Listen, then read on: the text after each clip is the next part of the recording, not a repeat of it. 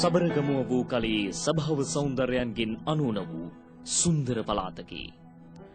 මධ්‍යම කඳුකරයට නොදැවෙනි සුන්දරත්වයකින් හෙබි මෙම පළාතේ ගහකොළ සරුවට දක්නට ලැබේ.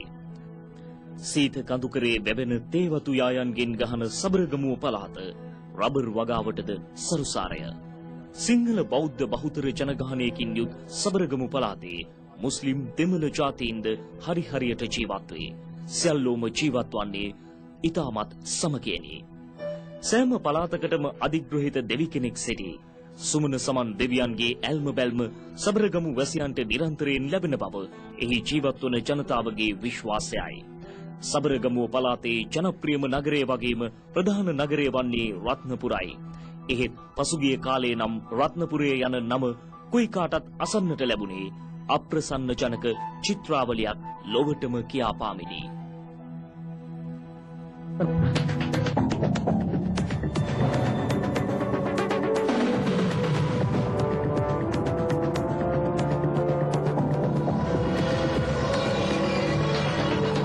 ලින් කලට විවිධ රැලි ඇති.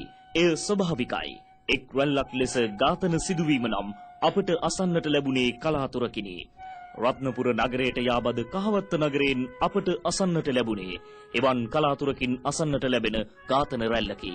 තනිපංගලමේ විසූ වයෝවෘද්ධ කාන්තාවන් වරින් වර මරා දැමුවේ ජනතාව බීතියටත් පුදුමයටත් පත් කරමිනුයි.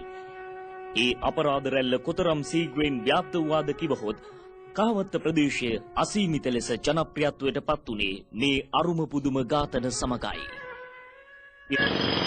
එදුවත් ඇවිල්ලා මට කිව්වා ආතම්ම නැහැ.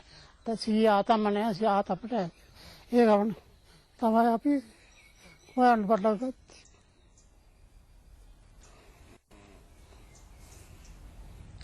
පස්සේ දැනගත්තා මේ මොන හොදන්න මෙතනට ගිහිල්ලා එතෙන්දී මොනවා හරි අනතුරක් වෙලා තියෙනවා ලේ තිබුණා.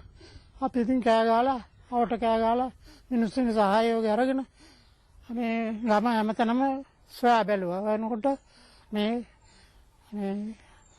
අනතුරක් කළා උස්සගෙන ගිහිල්ලා මේ පාර දිගේ ගිහිල්ලා තියෙන බව ලේ කැල්ලන් වලින් අපිට දැනගන්න ලැබුණා. නන්ද නැති බව ඊට පස්සේ අපිට දැනගන්න ලැබුණේ මගේ නෑනගෙන්. එයා කෝල් එකක් දාලා කිව්වා මෙහෙමයි අම්මා නෑ කියලා. එතකොට රාත්‍රී 8යි 10යි විතර වගේ ඇති. ඒ වෙලෙම මේ අපි කට්ටිය අපේ නෝනාගේ අක්කත් ඉන්නේ කොළඹ. එයාත් සමග එතකොට අපි එන්න පිටත් වුණා එහෙන්. ඒ එනකොට සාමාන්‍යයෙන් රෑ 10 විතර වගේ අපි එනකොට රැස් වෙනකොට මෙහෙ එනකොට 1 විතර වගේ වෙලා 1 විතර වගේ වෙලා එනකොට කොහොම හරි මේ නන්ද නැති බව මේ සොයනවා කියලා ආරංචි ආවෙක අපිට. කොටකෙතන ගමේ තනිව විසූ බණ්ඩාරමැණිකේ සවස් යාමේ නිවස පහළ ඇති පයිප්පයට ගියේ ඇඟ සෝදා පවිත්‍ර වන්නටයි. ඒ ගිය ඇයට නැවත නිවසට එන්නට වරම් නොලැබුණේ ම්ලේච්ඡ ඝාතකයෙකුගේ අඳුරු සේයාව ඈ පසුපස පැමිණි බැවිනි. ලැයිම් නිවසක තනිව ජීවත් වූ සෙල්ලම්මා මාරියා මෙම ඝාතන රැල්ලේ ආරම්භක බිල්ලවිය. එතෙන් සිට වරින් වර 2012 ජූලි මාස 19 වෙනිදා දක්වා හුදෙකලාවේ තනි වූ කාන්තා ඝාතන 16ක් කහවත්ත නගරයෙන් අසන්නට ලැබිනි. ඒ හැම ඝාතනයක්ම සිදු වී තිබුණේ අබිරහස් අන්දමිනි. කහවත්ත පළාතේ තනිපංගලමේ විසූ කාන්තාවන් ගම්බිම් අතහැර පලා යන්නට තරම් මෙම ඝාතන රැල්ල ප්‍රබලව මතුව ආවේ පොලිසියද නිරුත්තර කරවමිනි. මෙම වයෝවෘද්ධ සාහසික මරණ බොහෝමයක් සිදු කර තිබුණේ දූෂණය කිරීමෙන් අනතුරුව බව ඔප්පු වීම හරහා පෙනෙන්නේ ඝාතකයන්ගේ ම්ලේච්ඡ ක්‍රූරතර බව නොවේද?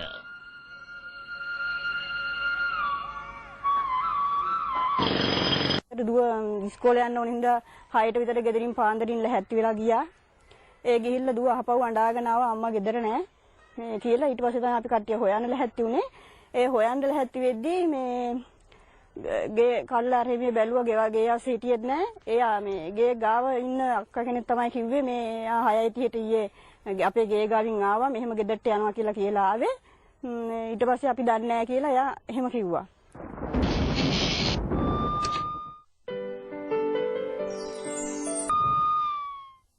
කාලය ගෙවී ගියය. ගැහැණු පිරිමි හැමෝම තම තමන්ගේ ජීවන වෘත්තීන් සමගය. ගම්පලාත්හි බොහෝ නිවෙස්වල පිරිමි රාජකාරී සමග නිවෙස්වලින් බැහැරව සිටියා. නිවෙස්වල ජීවත් වූයේ ඔවුන්ගේ බිරින්දෑවරු දරුවන් සමගිනි. දරුමල්ලන් දීගදී ඇත්නම් ඔවුන් තනිපංගලමේයි. සමහර කතුන්ගේ සැමියන් මිය පරලොව ගොසිනි. ඔවුන් ජීවත් වූයේද තනිපංගලමේ. නමුත් මේ කිසිවෙකුට බයක් නොදෙනුනේ ගමේ හැමෝම වගේ වටපිට ජීවත් වුණේ තමන්ගේ ඥාතීන් බැවින්. එහෙත් සෙල්ලම්මා මාර්යාගේ අභිරහස් ඝාතනයත් සමගම කහවත්ත ප්‍රදේශය බියෙන් ඇලලී ගියා. තනිපංගලමේ විසූ කොයිකාගේත් හිත්වලට බිය සේන්දුවන්නට පටන් ගත්තා.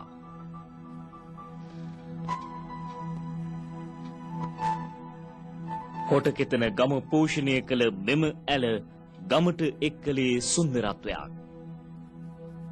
එහෙත් පසුගිය කාලය තුල සිදු වූ ඝාතන සිදුවීම් වල මලසිරුරු බොහෝමයක් මෙම ඇලෙන් හමු වුණා. අවට පරිසරයේ තිබුණු සුන්දරත්වය ඝාතකයන් යොදාගත්තේ තම ම්ලේච්ඡත්වයටයි.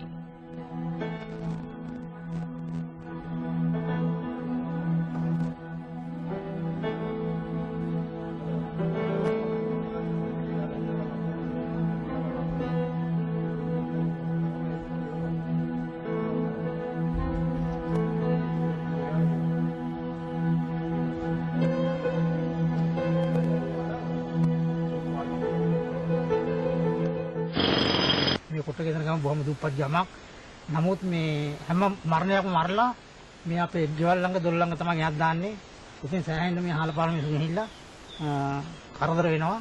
නමුත් මිනිමරු වෙන දිහා කේන්දර තමයි මෙතන ගෙයක් දාන්නේ. ඉතින් මේ හැමදේනම රැයට බයෙන් තමයි ජීවත් වෙන්නේ. අපි ළමයි යන්තනයකට දොරවල් වහනවා. දොරවල් වලින් දැයත් ගහලා පුටු දිනවා වටේමයි.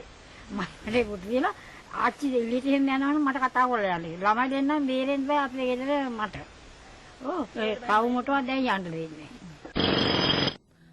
මේ ආකාරයෙන් කහවත්තේ කොටකෙතන ඕපාතවත්තේ වරින් වර තනිපංගලමේ විසූ කාන්තාවන් 8 දෙනෙකු ඝාතනය කෙරුණේ ඇසුවන් පුදුපේට පත් කරවමින්. ගම්බිම් අතහැර යන තත්වයටම මෙම ඝාතන රැල්ල ගම්මු බීතියට පත් කළා. පොලිසිය මෙම ඝාතන රැල්ල සිදු කර පලා ගිය ඝාතකයන් ගැන කොතරම් විමසිලි පසුවත් ඔවුන් දිගින් දිගටම ඝාතන සිදු කරමින් නිදැල්ලේ රට පුරා සැරිසැරුවා.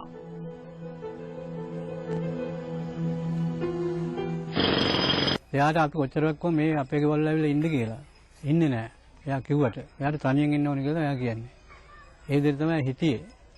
ඉතින් මේ එහෙම ඉන්නකොට තමයි ඔය වෙලාව කරදරේ වෙලා අපි දවස් දෙකකට තුනකට පස්සේ අපි දන්නේ. කහවත්ත ප්‍රදේශයේ ඝාතන පිළිබඳ සිදු කළ පරීක්ෂණවලට අනුව ලැබුණු තොරතුරු මත බන්ධනාගාරය තුලදීම සැකකරුවෙකු කොටු කර ගැනීමට පොලිසිය සමත් වුණා. ඔහු සමග ප්‍රශ්න කිරීමේදී වරින් වර සිදු වූ ඝාතන අතරින් කිහිපයක් තමා සිදු කළ බව පාපෝච්චාරණය කළා. කහවත්තේ ජනතාවගේ බිය කෙමෙන් කෙමෙන් පහව යන්නට උනේ ඉන්පසුයි. කොටකෙතන ඕපාතවත්තේ ජනතාව සැනසුම් සුසුම් හෙළුවේ ඉන් අනතුරුවයි. මරණ බය කෙමෙන් කෙමෙන් සිත්වලින් පහව ගියා. රාත්‍රී කාලයේ නිවෙස් අතහැර ඥාති නිවෙස්වල රාත්‍රිය ගෙවා දමන්නට ගිය කාන්තාවන් නිස්කලංකව තම නිවෙස්වල ජීවත් වුණා. ඒත් ඒ කාලය සීමා වූයේ දවස් කිහිපයකට පමණයි. නැවතත් භීෂණයේ සෙවණැලි අතුපතර විදහා පාමින් ගම්වැසියන් බියට පත් කළා. යලි යලිත් කහවත්ත ප්‍රදේශයේ ඝාතන රැල්ලකින් ඇලලී ගියා. රාත්‍රී කාලයේ ඥාති නිවෙස්වල තම ජීවිතය ගත කරමින් බියට පත්ව සිටි කාන්තාවන් මදක් සැනසුම් සුසුම් හෙළුවත් යලිත් මේ ඝාතන රැල්ල සමග ඔවුන් ඥාති නිවෙස්වල රාත්‍රිය ගත කරන්නට පුරුදුව සිටියා. තමන්ගේ නිවෙස් පාළුවට ගොස් තිබුණා. ඒ කහවත්තේ ඝාතකයන් එම ප්‍රදේශයේ පුරා පැතිරූ ඝාතන බිය නිසයි. හුදෙකලාවේ තනිපංගලමේ නිවසේ සිටි කාන්තාවන් යලි යලිත් ඝාතනය කිරීමේ ඝාතන රැල්ල කහවත්ත ප්‍රදේශයේ හොල්මන් කරන්නට වුණා.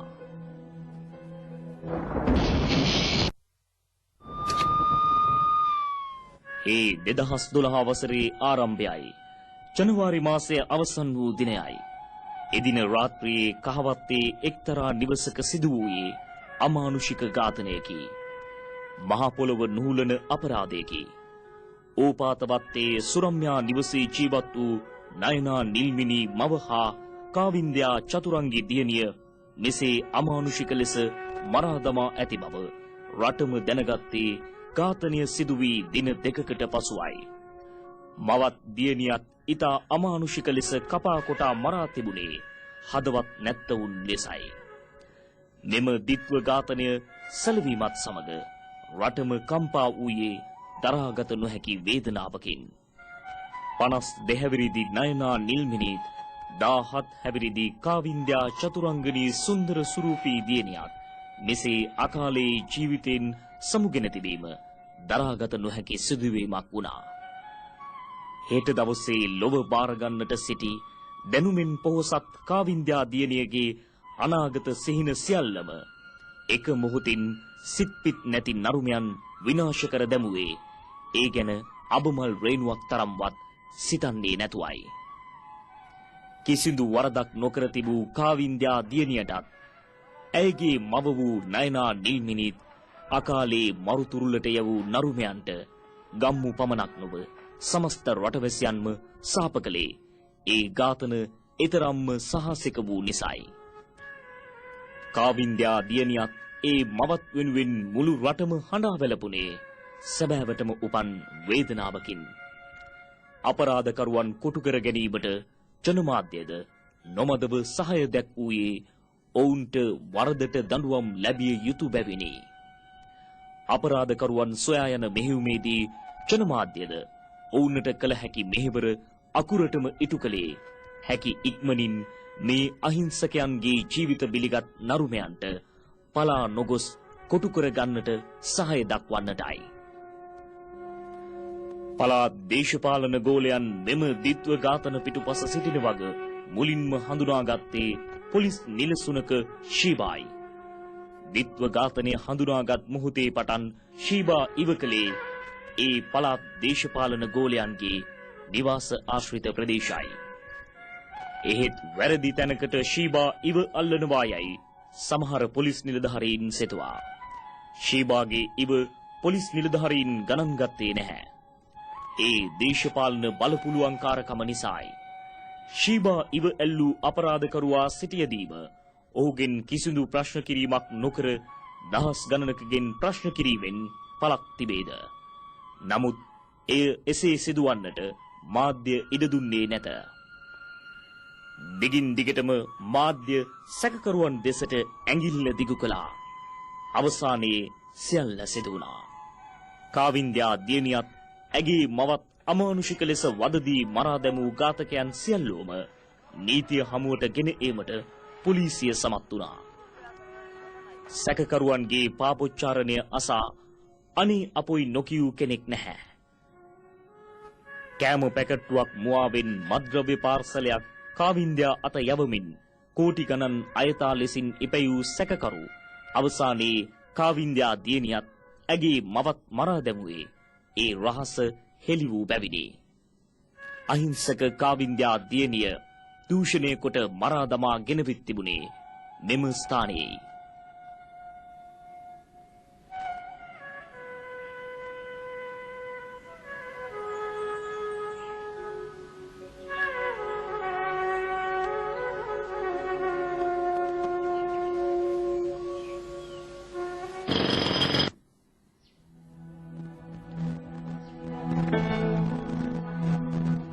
කාවින්දයා චතුරංගී 14 හැවිරිදි සුරූපී දියණියක්. පාසල් වියේ පසු වූ ඇය ඉගෙනුමට උපන් හපන්නියක් වුණා. කාවින්දයාට වැඩිමහල් සහෝදරයෙක් වුණා. ඔහු පියා සමගින් කොළඹ රැකියාවක් කළා. නිවසේ සිටියේ කාවින්දයාත් මවත් පමණයි. කාවින්දයාටත් මවටත් නිවසේ තනිව සිටීමට කිසිදු බියක් නොදැනුනේ අවට හැමෝම තමන්ගේ ඥාතීන් වූ නිසායි.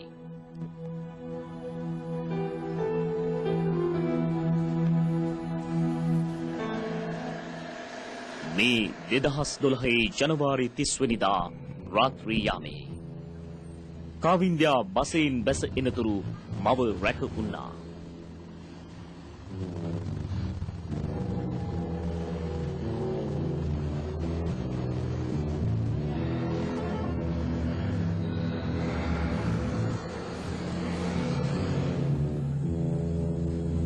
දෙදෙනාම අඳුරේම නිවසට ගියේ බියවන්නට කිසිදු කාරණයක් නොමැති නිසායි.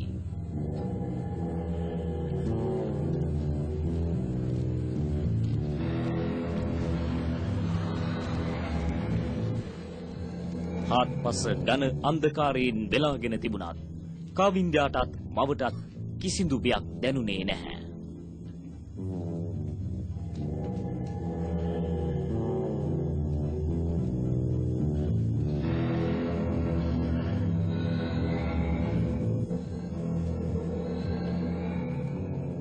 නිවසට ඇතුළු වූ වහාම මව නිවසේ දොරට අගුළු දමා ගියේ තවත් කවුරුත් එන්නට නැති නිසායි. කාවින්ද්‍යා දියණියට කෑම පිළියෙල කරන්නට මව මුළුතැන් ගෙට ගියා. දියණියද නිවස ඇතුළට ගියා. කාවින්ද්‍යාත් මවත් නිවසට එනතුරු කුරුමානම් ඇල්ලූ පිරිසක් සිටි බව ඔවුන් හීනෙන්වත් හිතන්නට නැතුව ඇති. එහෙත් එය එලෙසම සිදුවෙමින් තිබුණා. කාවින්ද්‍යාටත් මවටත් හොරා නිවසට යාබදව සිටි අයෙකු සෙමින් පියවර තබමින් සුරම්‍යා නිවසට සේන්දු වූයේ මහා විනාශයකට ඉව අල්ලමින්.